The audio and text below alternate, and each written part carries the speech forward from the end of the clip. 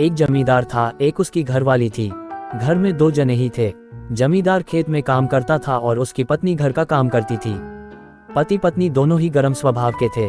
थोड़ी थोड़ी बात पर दोनों में ठन जाती थी। कभी कभी तो घरवाली का बना बनाया खाना भी बेकार हो जाता था।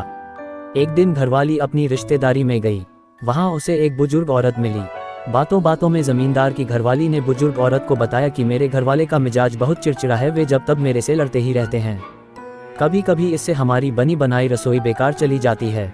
बुजुर्ग महिला ने कहा, ये कोई बड़ी बात नहीं है, ऐसा तो हर घर में होता रहता है। मेरे पास इसकी एक अचूक दवा है।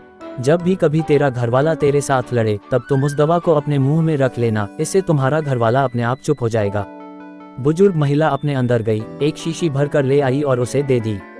जमींदार की घरवाली ने घर आकर दवा की परीक्षा करनी शुरू कर दी। जब भी जमींदार उससे लड़ता था वह दवा मुंह में रख लेती थी। इससे काफी असर दिखाई दिया। जमींदार का लड़ना काफी कम हो गया था। ये देखकर वह काफी खुश हुई। वह खुशी खुशी बुजुर्ग महिला के पास गई और कहा, आपकी दवाई तो कारगर सिद्ध हुई है, आपने इसमें क्या क्या डाला है जरा बता देना, मैं इसे घर में ही बना लूंगी। बार बार आना जाना मुश्किल हो जाता है। इस पर बुजुर्ग महिला ने जवाब दिया कि जो शीशी मैंने तुम्हें दी थी उसमें शुद्ध जल के सिवाय कुछ भी नहीं था। तुम्हारी समस्या का हल तो तुम्हारे चुप रहने से हुई है।